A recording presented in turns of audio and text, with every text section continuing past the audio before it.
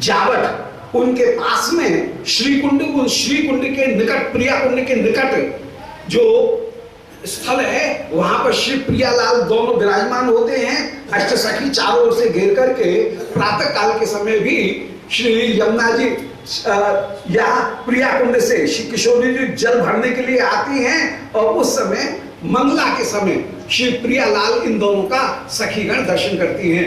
जैसे श्रृंगार आरती होती है, वो श्रृंगार आरती वो उसी प्रिया कुंड की योगपीठ की भावना के प्रातः काल के समय धूप आरती होकर के माने स्नान आदि करके श्री प्रिया जी जिस समय पधारी श्री प्रिया कुंड के पास में, बरसानी में है तो पीरी पोखर के पास में, या यदि जावट में है तो श्री प्रिया जी पधारेंगी प्रातः काल के समय श्री प्रिया कुंड पे। और वहां पर एक सुंदर कुंज है श्याम सुंदर भी, वहां पर कोई बहाना बना करके गोचारण गोदोहन करके श्री श्याम सुंदर भी वहां पर पधारेंगे और उस समय सब सखीगण उनका दर्शन करेंगे। तो प्रातः काल में मुख्य रूप से जो प्रिया कुंड की योगपीठ वो प्रातः कालीन योगपीठ, प्रातः योगपीठ वो श्री प्रिया कुंड की योगपीठ। फिर मध्याह्न में श्याम सुंदर गैया चराने के लिए पधारे, किशोरी जो सूर्य पूजन करने के लिए श्री राधा कुंड पर पधारी और राधा कुंड में इस योगपीठ का, अब यहां पर जो प्रसंग चल रहा है वो मध्याह्न योगपीठ का, कि स्वर्ण भूमि है, स्वर्ण भूमि के बीच में मणि योगपीठम, मणि योगपीठ है, उस योगपीठ में श्री प्रियालाल विराजमान है और मध्याह्न में प्रियालाल इन दोनों का पूजन करते हुए सब सखीगण विराजमान हुई। ये द्वितीय योगपीठ हुई। और सायंकालीन जो रास की योगपीठ है वो श्रीमद वृंदावन में, जहां पर हम विराजमान हैं।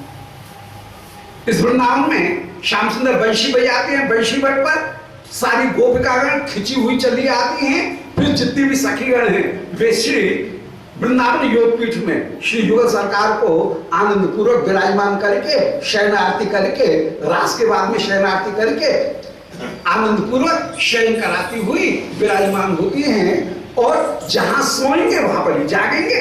तो प्रातः काल में निशांत में उसी योगपीठ में श्री प्रियालाल दोनों जागते हुए विराजमान। इस प्रकार तीनों योगपीठ जो हैं उन तीनों योगपीठ, इसमें मध्याह्न योगपीठ बहुत उपयोगी है और मध्याह्न योगपीठ में ही प्रायः साधक जनों को, नव जो साधक हैं उनको श्री रूप मंजरी जी कृपा करके प्रियालाल की सेवा में प्रवेश कराती है। और श्री किशोरी जी उस समय पूछती है कि अरे रूप मंजरी ये कौन नई दासी को ले आई।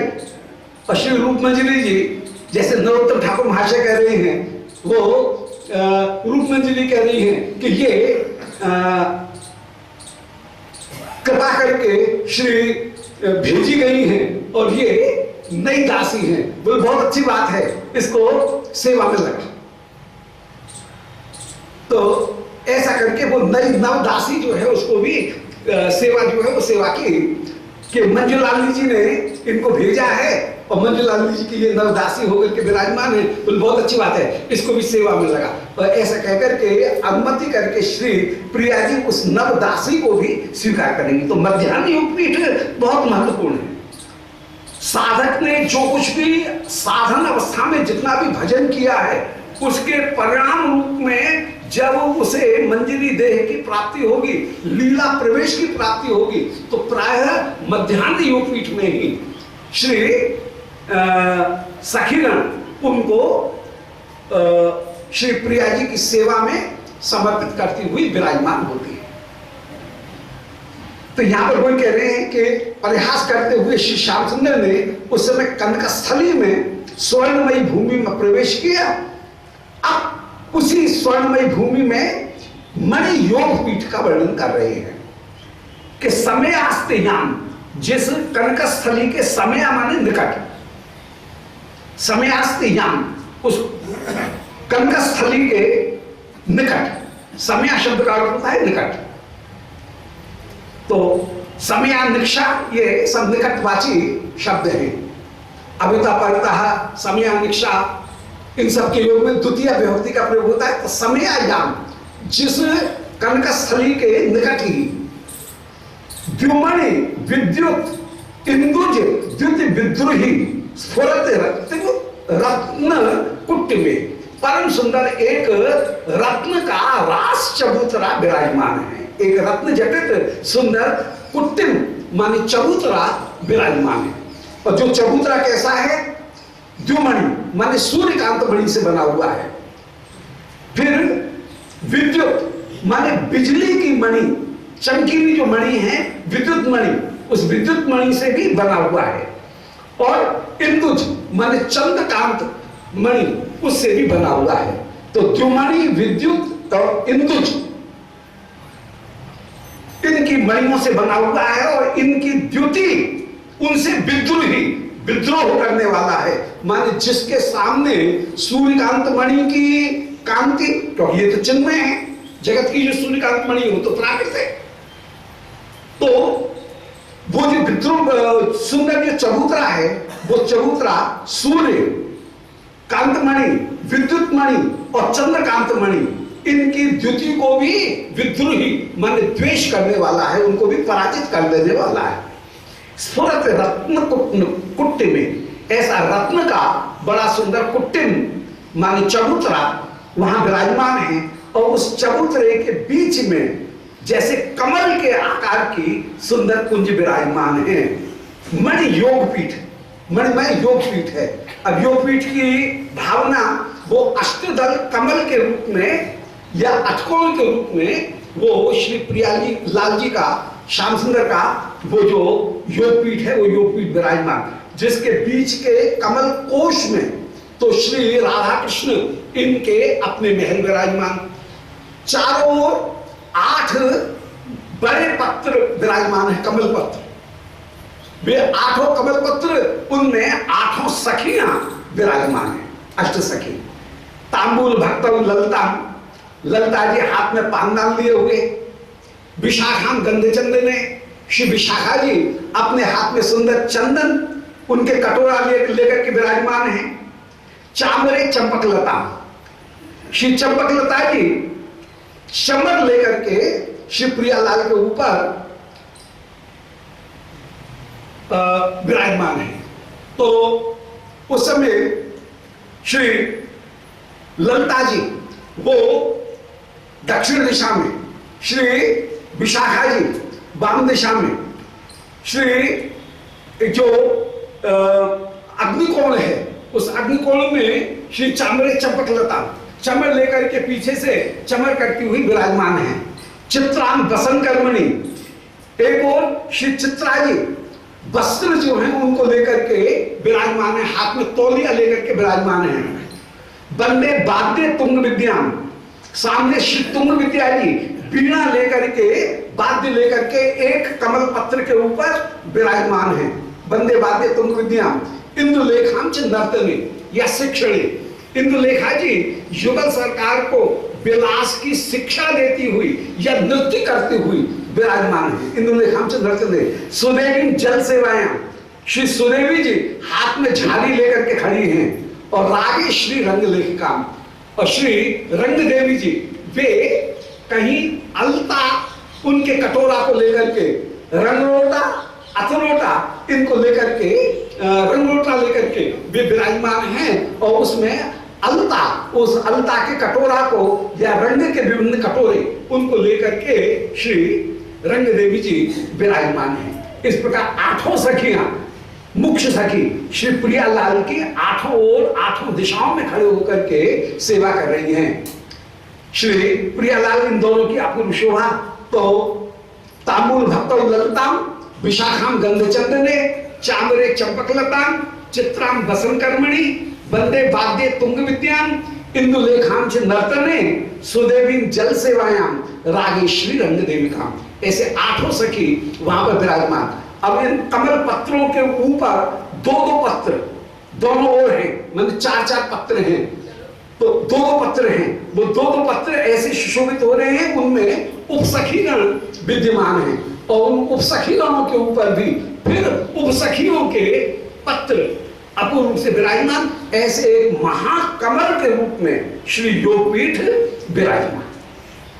सुंदर कल्पवृक्ष है, कल्पवृक्ष के नीचे बीच में बड़ा सुंदर सिंहासन, रत्न सिंहासन विराजमान है।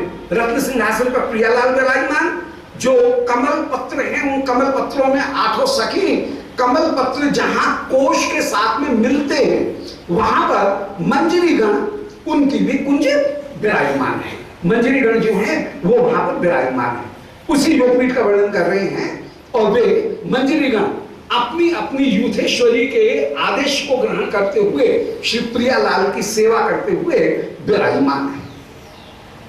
श्याम सुंदर ने कंकस्थली में प्रवेश किया और उसमें बड़ा सुंदर रत्न कुट्टिम है, जो कि सूर्य, विद्युत और चंद्रमा की कांति को भी पराजित करने वाले रत्नों से बना हुआ है। ऐसे मणि योग पीठम, मणि योग पीठ विराजमान है। पद्म रागजम, ये विशेष रूप से पद्म रागमणि उनसे युक्त है। पद्म रागमणि, प्राकृत पद्म रागमणि, ये तो समुद्र से उत्पन्न हुई थी।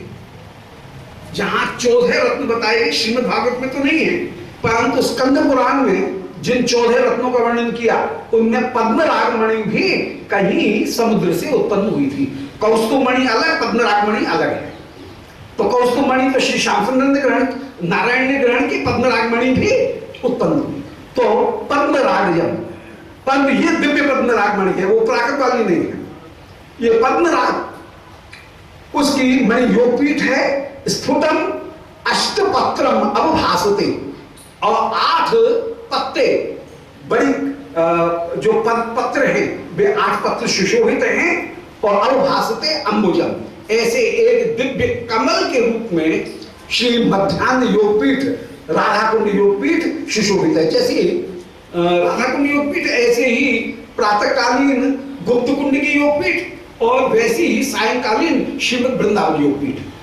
तो गुप्त कुंड और श्री राधा कुंड और श्रीमद् वृंदावन यमुना तट, इन तीनों की जो योगपीठ है वो एक से होकर के विराजमान, तीनों योगपीठ एक ही क्रम के विराजमान।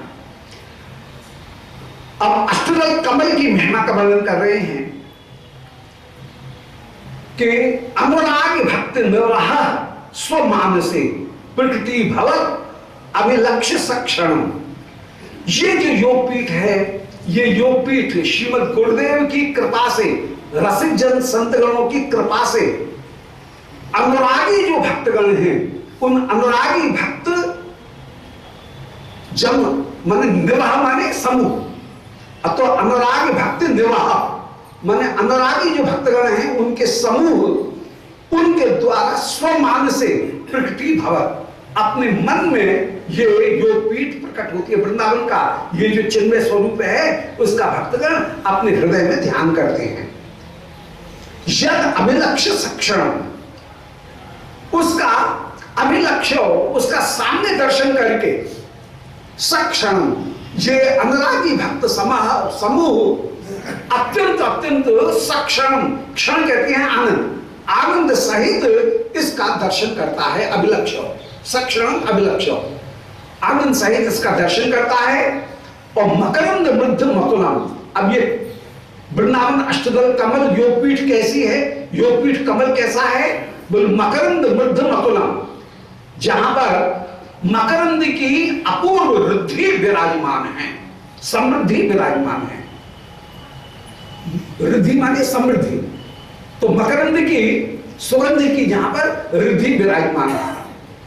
और उस मकरंद का पिबन पिबन बार बार पान करते हुए चिरमेव जीवती, जो अनुरागी भक्त समूह है वो चिरकाल तक जीवित रहता है, वही उनका जीवन है।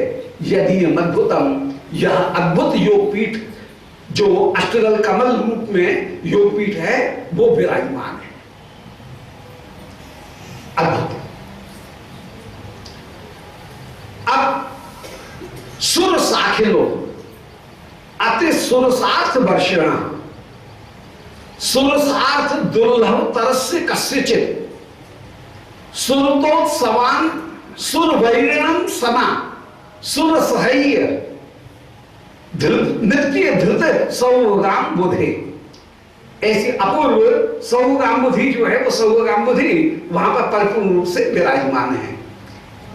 ये मंजभाषिणी नाम करके जो छंद है, ये अति जगती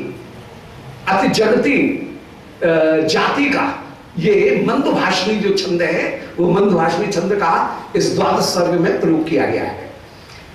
परंतु जो अनुप्रास का जो प्रयोग है, वो अनुप्रास का प्रयोग बहुत सुंदर, अतिशय सुंदर, ये अनुप्रास का चमत्कार पूर्वक प्रयोग है। सुर साखिलोत सुर सार्थ वर्षण, ये सगण जगण और जो एक गुरु, ये मिला करके मंजभाषिणी शब्द जो छंद है वो होता है। स जस जा जगौ स यदि मंजभाषिणी, ये उसका लक्षण है। तो तो यहां पर उसी मंजभाषिणी छंद में, इसी छंद में यही छंद चल रहा है। इस छंद में कह रहे हैं कि सुरतोत्सवान असुर वैरिणः सदा सुरसार्थ दुर्लभ तरस्य कच्च, हाँ सुर साखिना अति सुरसार्थ वर्षिणः, वहां पर सुर साखिना एक अपूर्व कल्प वृक्ष है।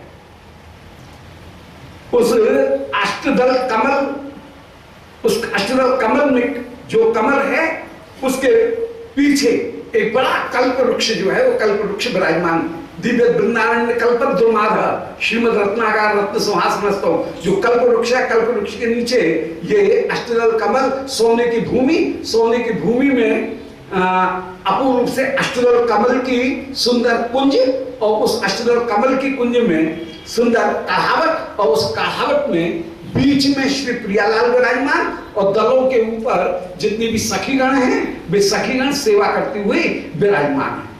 सुर साखिना, कल्प वृक्ष के नीचे योगपीठ विराजमान है। सुर साखिना अति सुरसार्थ वर्षण, ये कल्प वृक्ष ऐसा है जो अति सुरस अर्थ की वर्षा करने वाला है, सुरस फल इनको प्रदान करने वाला है।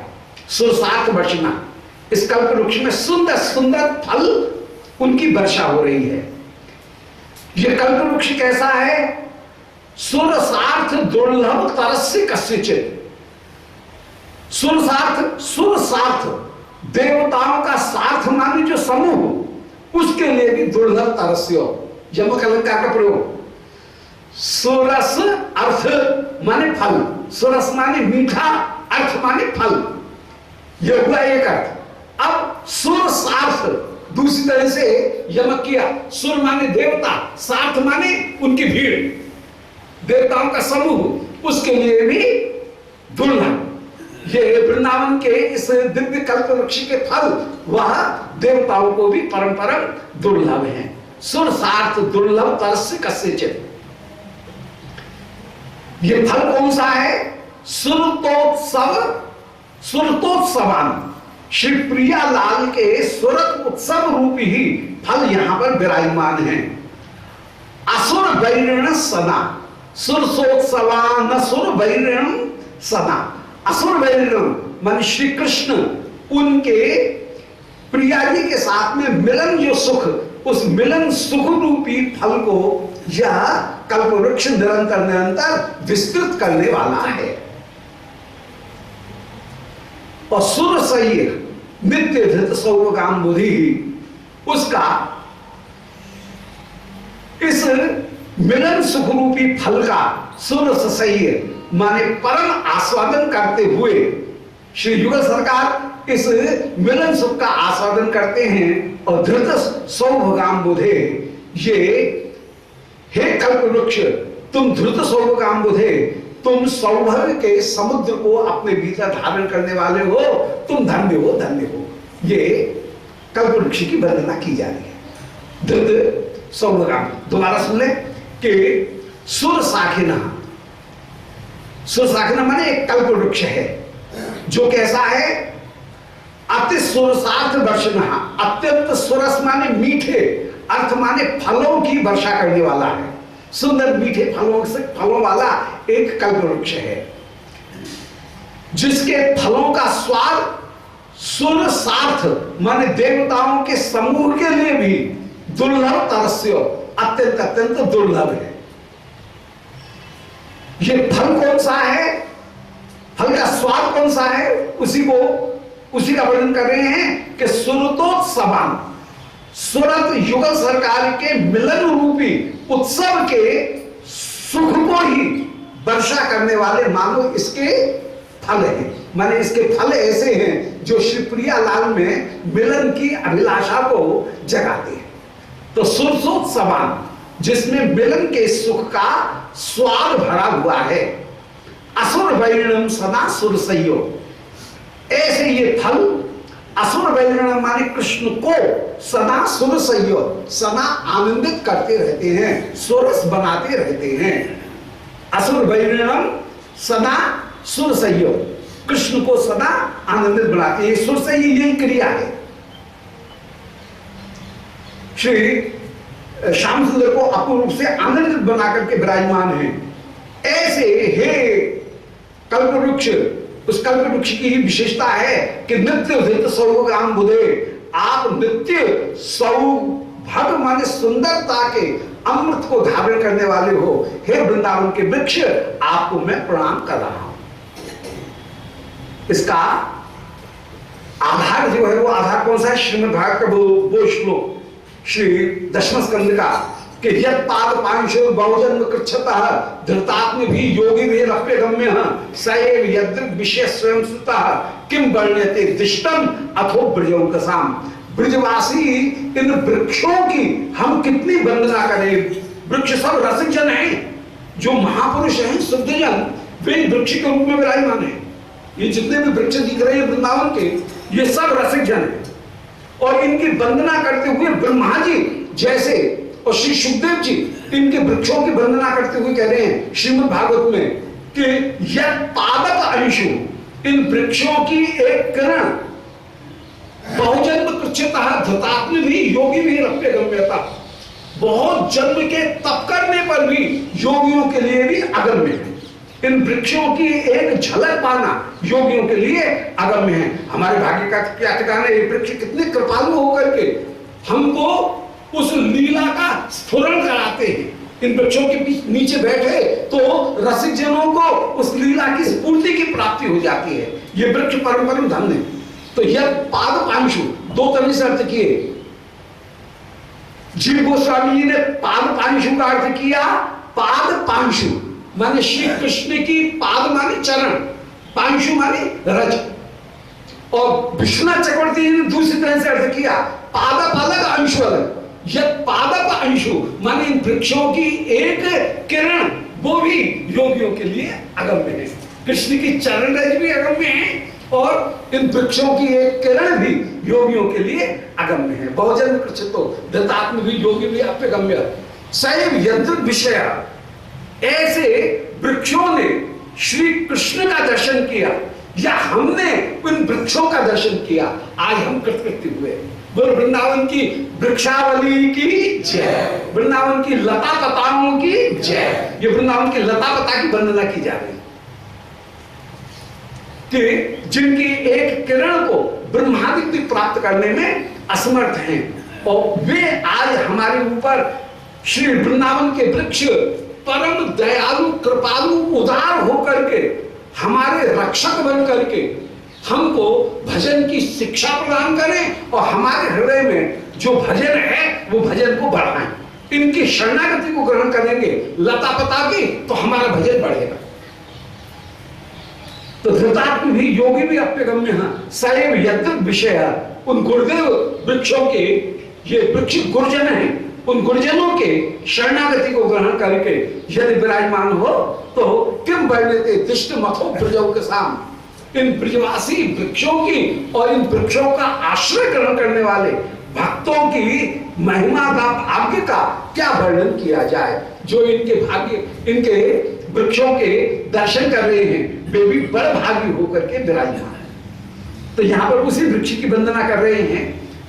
वृक्ष की वंदना करते हुए कह रहे हैं कि नित्य धृत सौभाग्याम बोधे, आप नित्य प्रति धारण करने वाले हैं सौभाग्य अम्बुधे, श्री कृष्ण के माधुर्य को।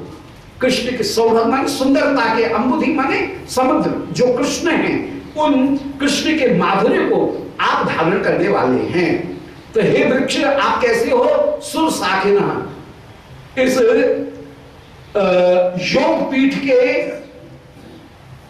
योगपीठ जिसके नीचे विराजमान है, ऐसा बहुत विशाल वृक्ष विराजमान है, और उस विशाल वृक्ष के नीचे सुंदर योगपीठ है। योगपीठ रत्न जटित एक चबूतरा है, चबूतरे के ऊपर कमल के आकार बने हुए हैं, पूरा एक अष्टदल कमल बना हुआ है।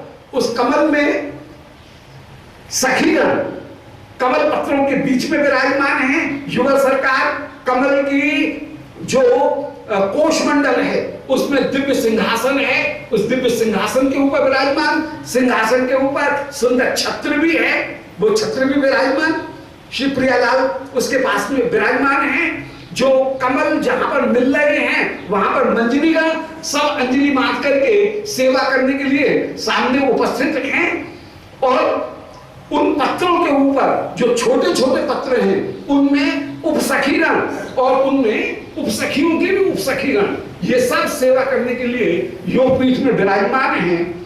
और उस योगपीठ में सुंदर वो जो कल्प वृक्ष है, वो कल्प वृक्ष में सुंदर फल हैं, जो फल ऐसे हैं कि सुर सार्थ दुर्लभ तरस्यो, देवताओं के समूह को भी दुर्लभ हैं, और जो फल अपूर्व रूप से श्री प्रियालाल को जब सखीगण भोग लगाती हैं, श्री प्रियालाल उस अमृत फल को ग्रहण करते हैं, और जो फल अपूर्व रूप से सुरत उत्सव इनको बढ़ाने वाले होकर के, रस को बढ़ाने वाले होकर के जो फल विराजमान हैं, असुर वेणी सदा सुर सहयोग, और असुर वैरी श्री कृष्ण उनको अपूर्व रूप से आस्वादन, सुर सही माने रसीला बना करके, श्याम सुंदर को आस्वादन प्रदान करके ये विराजमान है। और नित्य धृत सौभाग्य बुधे, आहा हे वृक्षो, आप सौभाग्य के अंबुधि उन श्याम सुंदर को अपने हृदय में निरंतर निरंतर धारण किए हुए हो। हरिदश्म पत्र परिवुच्छ विद्रुमा, अब इन उस कल्प वृक्ष की, कल्प वृक्ष का वर्णन चल रहा है। कल्प वृक्ष के में नीलम के आकार के पत्ते विराजमान है। हरिदश्म कहते हैं, अश्म कहते हैं पत्थर, हरित माने नीले रंग का, हरे रंग का जो पत्थर अर्थात नीलम, इंद्रनील माने, उसके समान जहां पर पत्ते विराजमान है।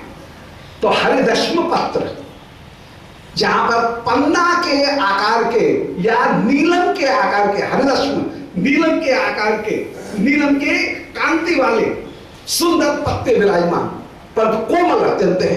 नीलम तो कठोर होती है, तो कांति में तो नीलम के समान चमकीले, परंतु कांति में तो नीलम के समान चमकीले, परंतु स्पर्श में अत्यंत कोमल जहां के पत्ते हैं। तो हरिदश्म पत्र परिगुच्छ, जहां पर पत्तों के गुच्छे नीलम के आकार के विराजमान हैं। और विद्रुम प्रभव पल्लव, नए जो पत्ते आए हैं, पल्लव, पल्लव कहते हैं नए पत्ते, अभी अभी उगे हुए जो पत्ते हैं वे कैसे हैं? बोले मूंगे के आकार के वे लाल पत्ते हैं। तो कोई पत्ते तो नीलम के आकार के हैं, और जो नए पत्ते उग रहे हैं वे विद्रुम प्रभव पल्लव, विद्रुम के आकार के, मूंगे के आकार के लाल रंग के नए नए कोमल हैं, वो उस वृक्ष में विराजमान है। और अंबुज मणि फलावले, और अंबुज मणि माने पद्मराग मणि, उसके समान फलावली, उसमें घुंडियां भी लग रही। अब वृक्ष में जो घुंडी लगी है वे फलावली कैसी लग रही हैं? छोटे छोटे फल जो अभी उसमें बोर लगी है, वे बोर कैसी हैं? बोल वे अंबुज मणि के समान, माने पद्मराग मणि के समान बोर है।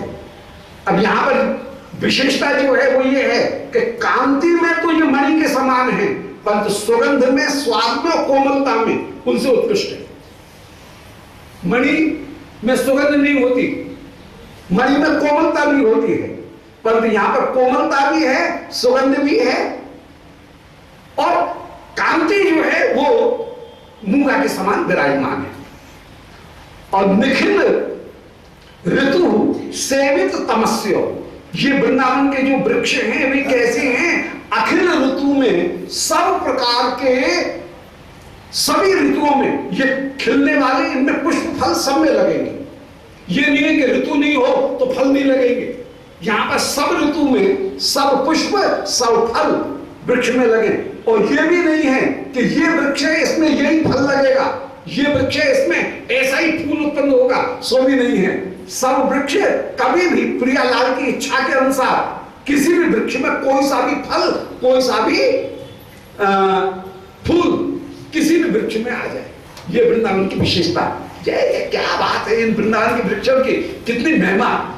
ये यदि ये आचार्य नहीं बताएं तो ये वृंदावन के वृक्षों की महिमा कोई कैसे